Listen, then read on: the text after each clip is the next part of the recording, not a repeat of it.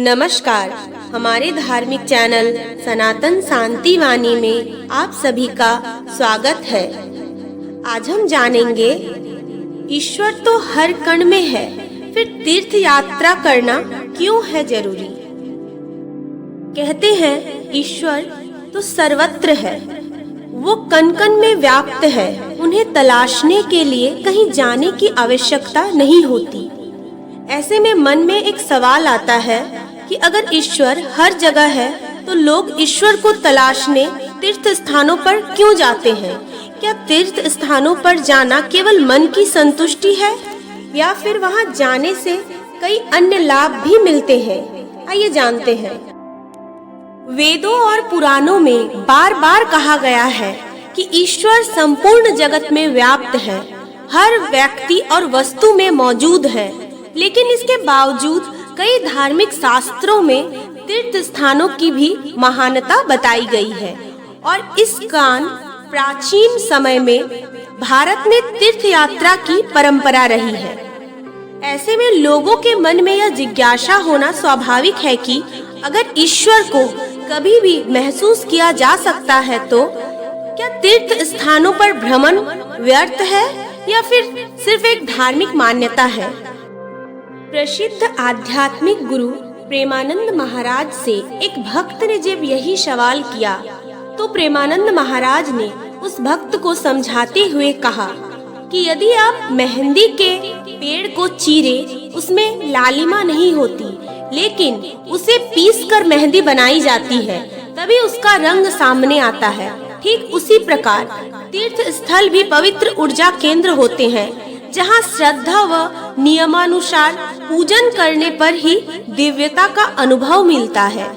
महाराज जी का मानना है कि तीर्थ स्थल पर जाने से अनजाने में हुए पाप भी नष्ट होते हैं। यह यात्रा मन, मस्तिष्क और आत्मा की शुद्धि हेतु, जिससे जीवन में सकारात्मक ऊर्जा का प्रवाह सुनिश्चित होता है। प्रेमानंद महाराज तीर्थ यात्रा को पर्यटन नहीं मानते, बल्कि उन्हें एक आध्यात्मिक प्रवास और साधना का माध्यम मानते हैं। उनके अनुसार यात्रा के दौरान नाम स्मरण, तुलसी प्रार्थना और साधु सेवा मूल उद्देश्य होते हैं।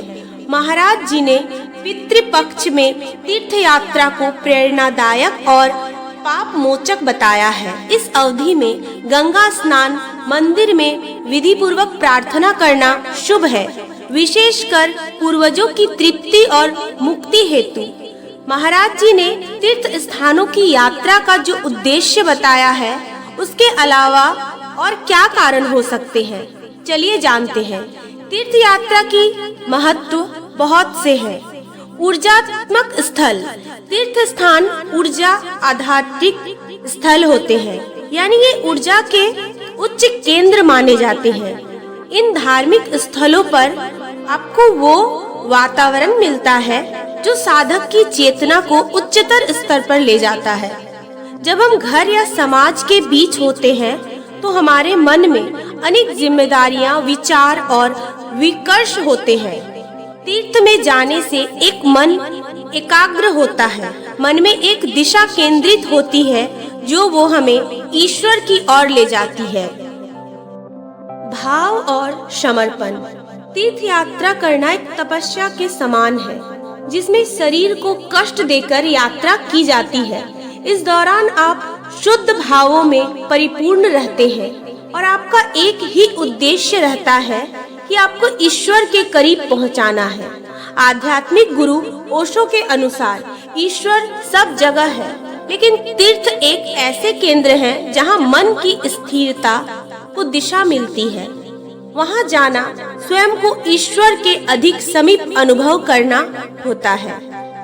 कर्म, क्षय और पुण्य संचित शास्त्रों में कहा गया है कि तीर्थ में जाकर यदि व्यक्ति सच्चे भाव से प्रायश्चित करता है तो उसके पूर्व जन्मों के कर्मों का क्षय संभव है। आदि शंकराचार्य ने पूरे भारत में 4 धाम की स्थापना की थी ताकि लोग जीवन में कम से कम एक बार आध्यात्मिक यात्रा करें। स्वामी विवेकानंद ने कहा है कि तीर्थ यात्रा आत्मा की शुद्धि है, न केवल देह का भ्रमण।